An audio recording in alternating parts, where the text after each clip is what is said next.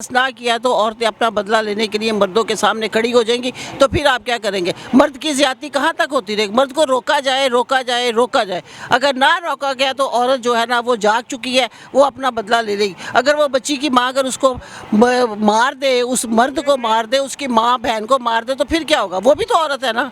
तो इसलिए हमें ये चीज़ हमें नामंजूर है, नामंजूर है। इसके लिए ये तो 22 साल से देखिए मेरी बात सुने, बुराई तो शुरू से चली आ रही है, उसका सदैव तो होना चाहिए ना।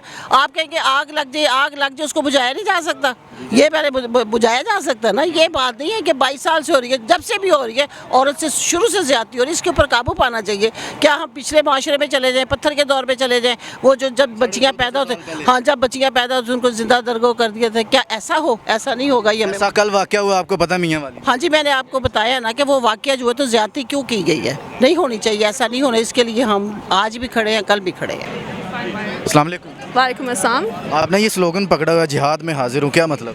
फेमिनिस्ट जिहाद में हाजिर हूँ। फेमिनिस्ट जिहाद हम उस लड़ाई को कहते हैं जो हम जेंडर इक्वालिटी के लिए लड़ रहे हैं, ठीक है। फेमिनिज्म मतलब gender equality, right. It's a political belief, ideology कि मर्द और औरत इक्वल हैं, उनको इक्वल अपॉर्चुनिटीज़ मिलनी चाहिए, हर तरह की अपॉर्चुनिटीज़, तालीमी, मुआशी, मुआशरती अपॉर्चुनिटीज़, हर तरह से।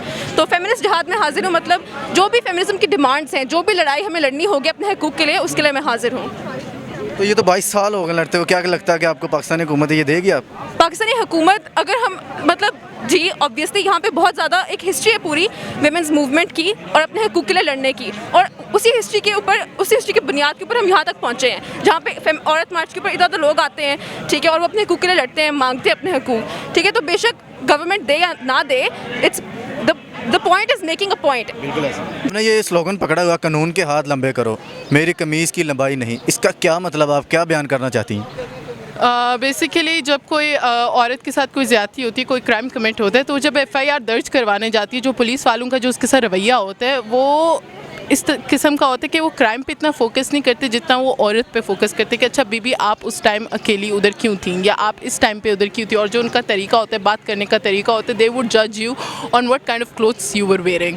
और मतलब इस चीज़ का उन्हें मतलब औरतों से या विक्टिम से जो भी है उन्हें बात करने की तमीज़ नहीं है, तरीका नहीं है, जिसकी वजह से काफ़ी विक्टिम्स पीछे हट जाते हैं। अच्छा, आपका कहना ये है कि आप जब कोई भी किसी औरत के साथ बदफेली होती है, जिनसी ज़्यादती का निशाना बनती है, वो जिनसे ज़्यादती भी जब वो एक कानून के पास जाती है तो कानून केस दर्ज करने की बजाय, इंसाफ दिलाने की बजाय उल्टे उल्टे सवाल करते हैं कि ये क्यों गई, आप कैसे गई, आपके साथ कौन था?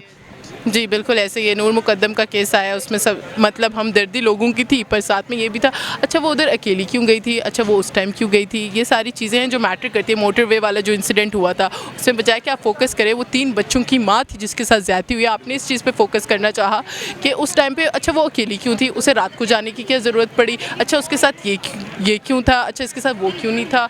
ये सारी बातें हैं और मेरा ख्याल है कि ये चीज़ें नहीं होनी चाहिए, बिकॉज़ इसकी वजह से फिर विक्टिम को इंसाफ नहीं मिलता।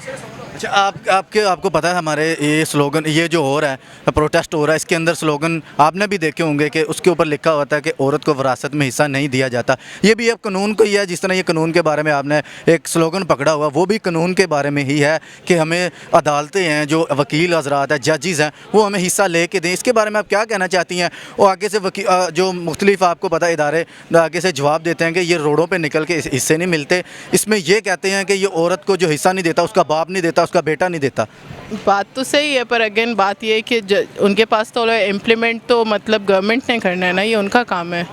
आपने कानून तो मतलब रख दिया होने को, तो कानून बहुत ज़्यादा इम्प्लीमेंटेशन की बात है, इम्प्लीमेंट नहीं होता। और जहाँ पे बात वो कह रहे हैं कि सड़कों पे निकलने से हक नहीं मिलता, तो 14 अगस्त की जो आप आज़ादी मनाते हैं वो आपको सड़कों से निकलने से ही मिली थी, आपको ऐसे नहीं आज़ादी मिली थी। आपका कहने का मकसद है कि अदालतें वैसे तो बात सुनते नहीं है, सड़कों पे निकलेंगे, प्रोटेस्ट करेंगे तो हुकूमत को हिलाया जाए। मैं सिर्फ इतना कहना चाहती हूँ, बात अदालत तक ना अक्सर जो 90% केसेस अदालत तक पहुँचते ही नहीं हैं, उससे पहले ही ख़त्म हो जाते हैं, क्योंकि आप उन्हें इतना हरास करते हो कि वो आगे कंटिन्यू ही नहीं करना चाहते उन केसेस की वजह से। नाज़िरा, आपने देखा कि इन्होंने बहुत अच्छी बातें की हैं। देखा कि उन्होंने कहा कि कानून 90% अदालत तक केस पहुंचते ही नहीं है, जिसकी वजह से ये लोग औरतें प्रोटेस्ट करते हैं। इसी के साथ अपने मेज़बान असलम मूसा की इजाज़त दे और देखते रहें लाहौर की बातें पाकिस्तान जिंदाबाद। तो नाज़िरा, मैं आज पूरे औरत मार्च के अंदर रहा हूँ। नाज़िरा, मैंने इस तरह का जो देखा है ना, ये स्लोगन पहली बार देख रहा हूँ। इस्लामिक स्लोगन लेके आई हैं ये बहन। मैं कहता हूँ कि बहुत बड़ी बात है कि हक महर शिक्कें लिखी हुई हैं, जिस शिक के तहत हक महर दिया जाता है, ख़ास शराइत लिखी हैं, तलाक दी जाती है, दूसरी शादी की इजाज़त दी जाती है जिस शिक के तहत। तो हमारे साथ बहन मौजूद है, इनसे जानेंगे कि औरतें हैं जो यहाँ पर लड़कियाँ हैं वो मुख्तलिफ स्लोगन लेके आई हैं, आप ये स्लोगन क्यों लेके आई हैं, इनकी क्या वजह है, क्या साबित करना चाहती हैं? अस्सलाम वालेकुम। वालेकुम सलाम। देखें, पहले तो मुझे लगता है कि सिर्फ ये एक ऐसा स्लोगन अच्छा नहीं है, मैंने काफ़ी सारे और भी स्लोगन देखे हैं जो कि बहुत ज़्यादा उनके अंदर इंफॉर्मेशन भी है और वो इस्लामी ये है,